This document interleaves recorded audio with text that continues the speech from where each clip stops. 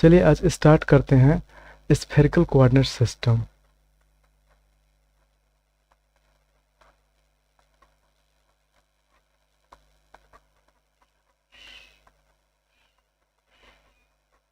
Spherical coordinate system. तो spherical coordinate system में करते क्या है कि किसी पॉइंट P को हम आर, थीटा और फाई से रिप्रेजेंट करते हैं। तो जैसे कि सभी कोऑर्डिनेट सिस्टम को हम कार्टेशियन के रेस्पेक्ट में स्टडी करते हैं।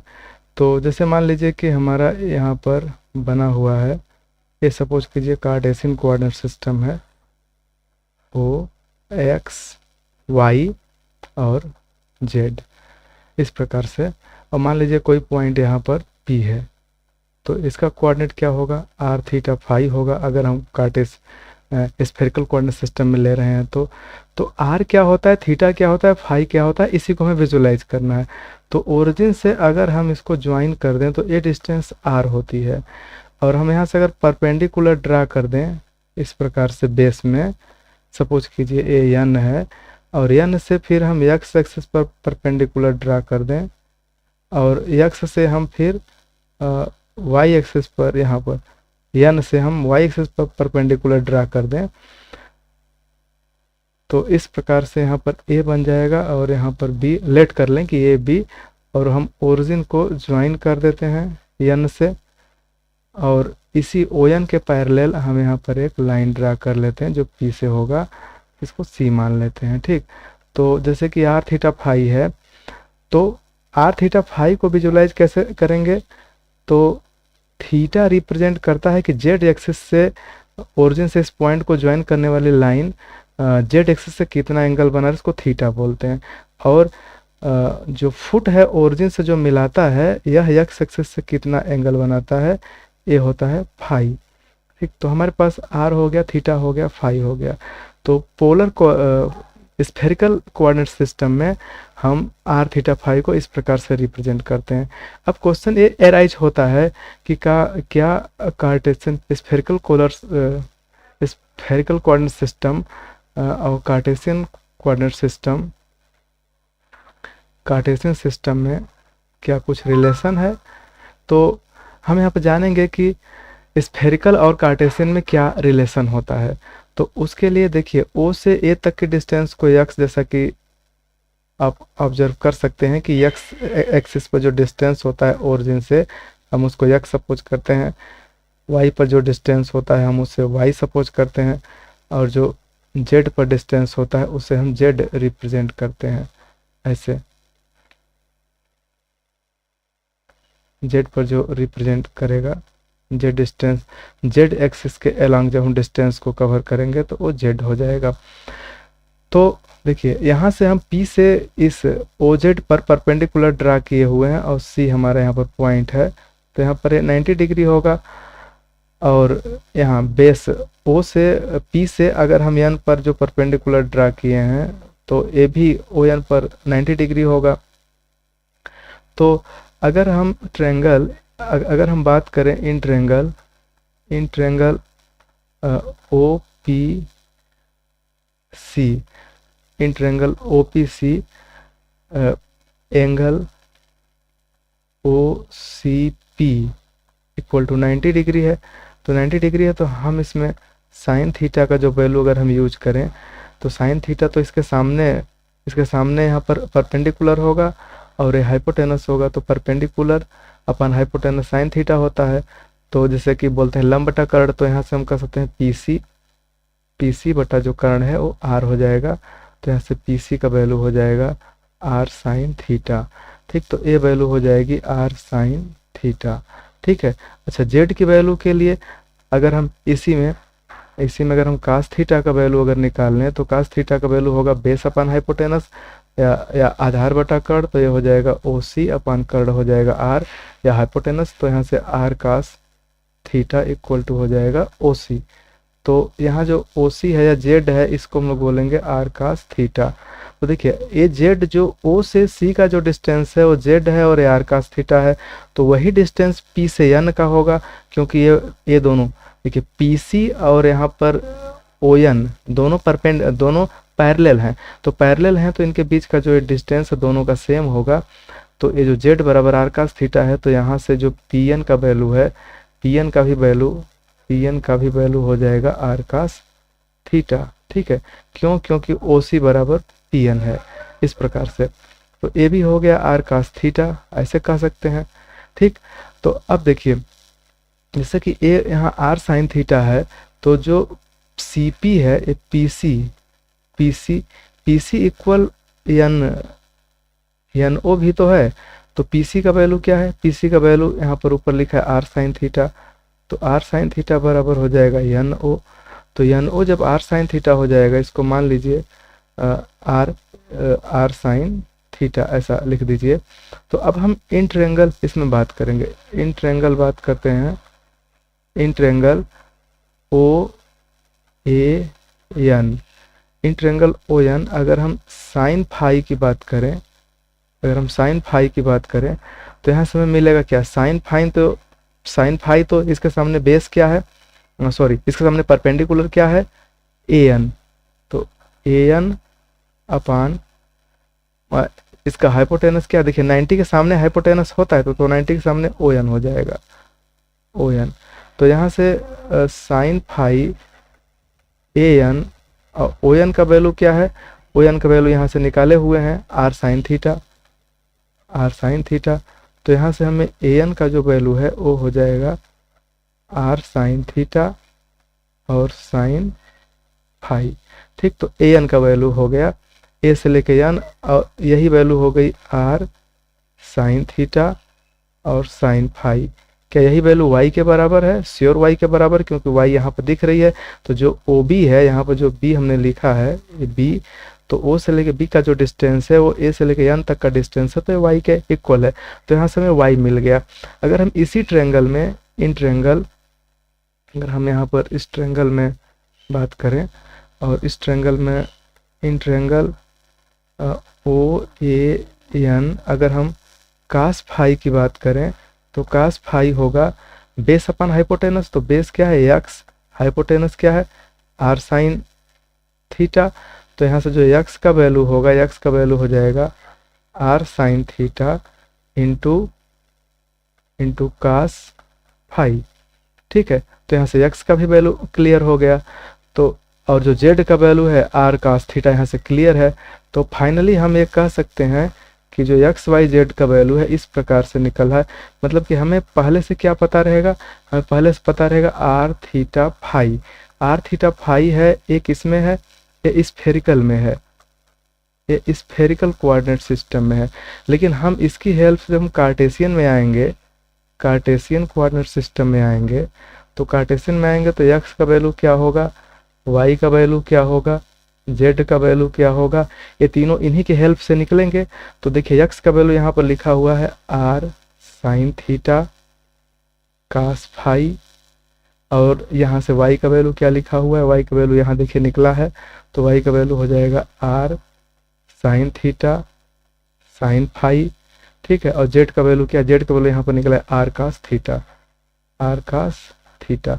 तो यहाँ से हम एक कह सकते हैं कि अगर हमें spherical coordinate r theta phi दिया हो तो हम उसकी हेल्प से x y z cartesian find कर सकते हैं। क्यों? क्योंकि देखिए एक्स में आर है, थीटा फाई है, वाई में भी आर है, थीटा फाई है, और जेड में केवल आर और थीटा है। तो इसलिए हम कह सकते हैं कि हमारा ये जो ट्रांसफॉर्म है स्फेरिकल से कार्टेशियन में हम फाइंड कर लिए। अब उल्टा चलते हैं कि हम कार्टेशियन से स्फेरिकल में कैसे पहुंचेंगे। तो उसके लिए देखिए हमारे पास जो रिजल्ट है अभी जो निकला हुआ है, x equal to are sine theta, are sine theta cos phi, एक सेकेंड,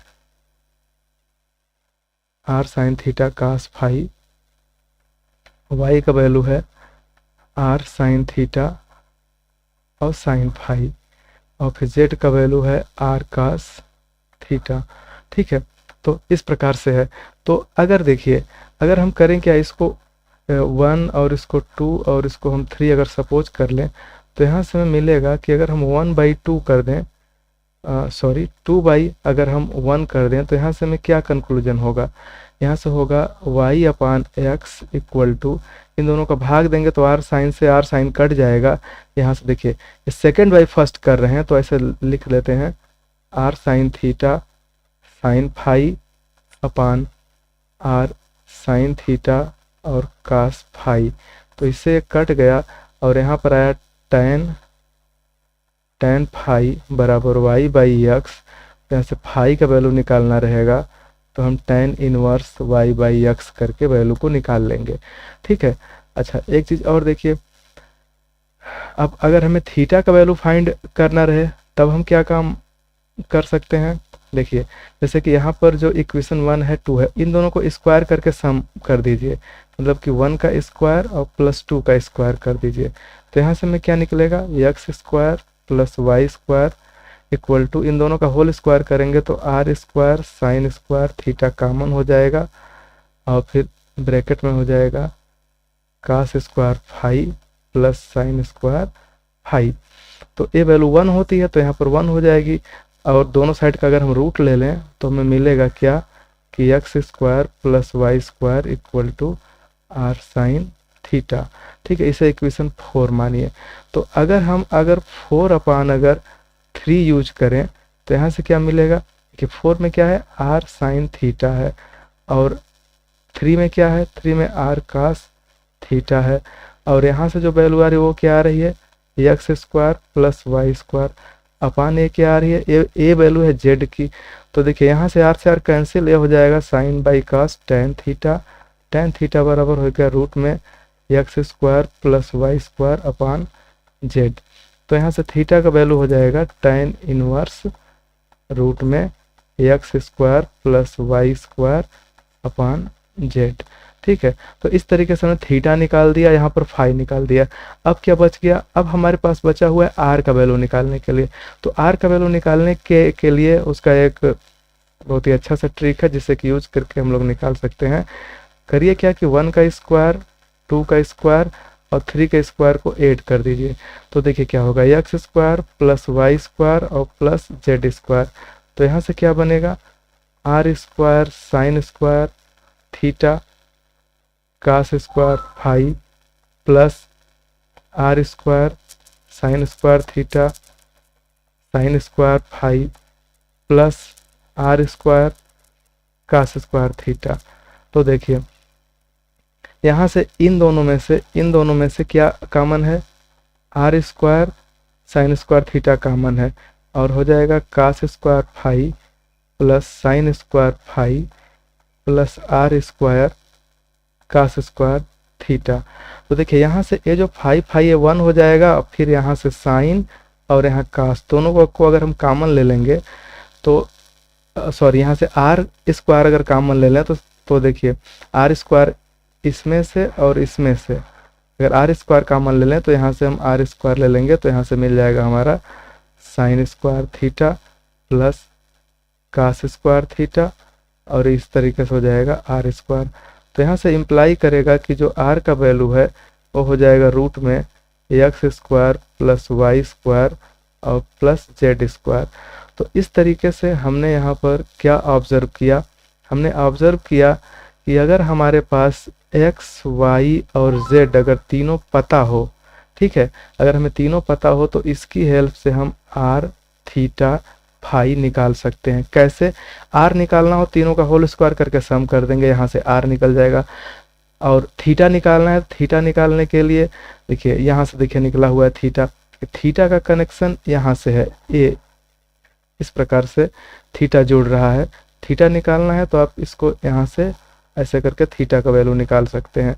ठीक है, आर निकालना है तो आर का वैल्यू यहाँ पर देखिए इस प्रकार से बन रहा है, यहाँ से निकाल सकते हैं। अब फाई निकालना है तो फाई का वैल्यू इसी में यही जस्ट ऊपर निकाला गया है यहाँ से, जिसमें कि वाई और एक्स है, यहाँ से इसको भी निकाला जा सकता है। तो इस तरीके से हम कह सकते हैं कि एक्स वाई जेड दिए हो, मतलब कि अगर हमें कार्टेशियन कोऑर्डिनेट्स दिया गया हो, कार्टेशियन कोऑर्डिनेट सिस्टम अगर दिया गया हो, कोऑर्डिनेट सिस्टम कार्टेशियन कोऑर्डिनेट दिया हो तो इसकी हेल्प से हम स्फेरिकल फाइंड कर लेंगे, स्फेरिकल ऑब्टेन कर लेंगे। ठीक है, इस तरीके से ऑब्टेन किया जा सकता है। तो चीज़ें दोनों क्लियर हो गई। अब हम आपको एक्सप्लेन करते हैं एक एग्जांपल के थ्रू कि सपोज कीजिए कि कोई स्फेरिकल कोऑर्डिनेट सिस्टम दिया हुआ है। मान लीजिए सपोज कीजिए स्फेरिकल में दिया हुआ है 1 और यहाँ पर 45 डिग्री और फिर फाई का वैल्यू दे दिया है सपोज कीजिए 30 डिग्री। ठीक है, तो यहाँ से हम क्या जज करेंगे? यहाँ से हम जज करेंगे कि आर का वैल्यू 1 दिया है, थीटा का वैल्यू 45 दिया हुआ है और फिर 30 और फाई का वैल्यू क्या दिया हुआ है? फाई का वैल्यू 30 डिग्री दिया हुआ है। तो यहाँ से अगर एक्स वाई जेड पूछा जाए, अगर कार्टेशियन निकालना रहे तो कार्टेशियन निकालने के लिए कितना आसान है, एक्स वाई और जेड तीनों का एक्सप्रेशन लिख दीजिए।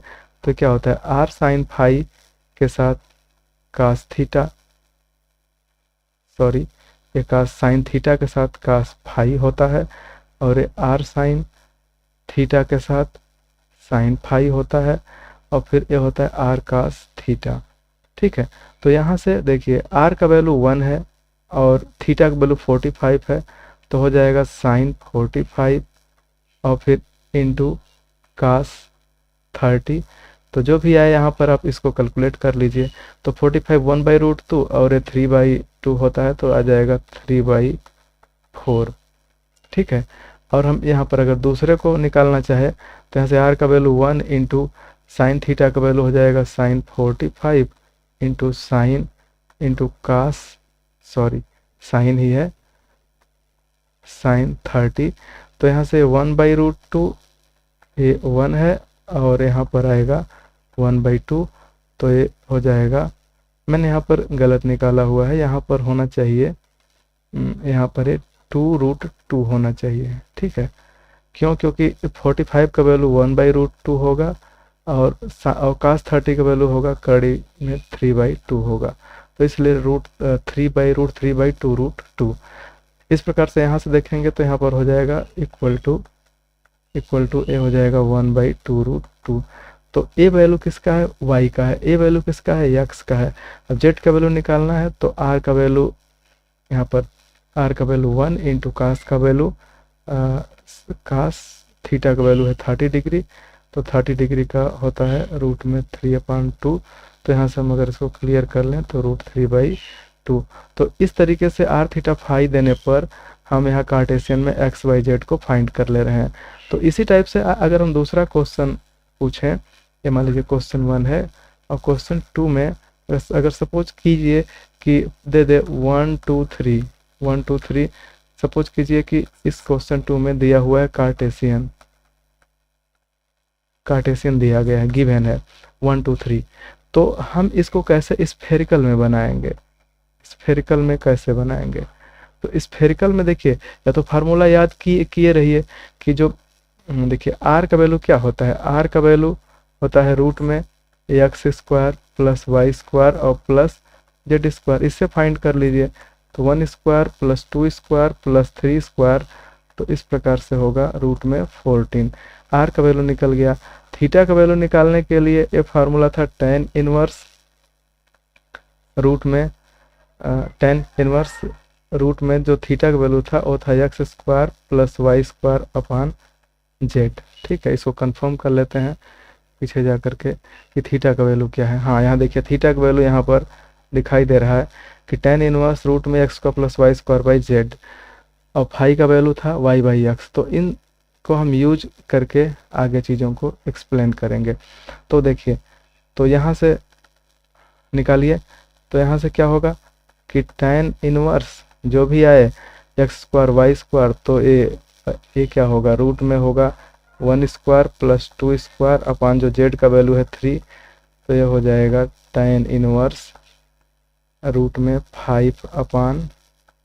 ठीक है, और इसी प्रकार से फाई का वैल्यू निकालना है तो tan इनवर्स y/x, तो tan इनवर्स y का वैल्यू है 2, x का वैल्यू है 1, तो ये हो जाएगा tan इनवर्स 2। तो आपने जो कैलकुलेट किया उससे एक क्लियर हो गया कि जब हमारे पास x y z रहेगा तो हम यहाँ से r थीटा फाई इजीली निकाल लेंगे। और अगर हमारे पास r थीटा फाई गिवन है तो इससे हम एक्स वाई जेड ईजिली निकाल लेंगे। तो इस लेक्चर में बस इतना ही। नेक्स्ट के लिए हम दूसरा वीडियो बनाएंगे।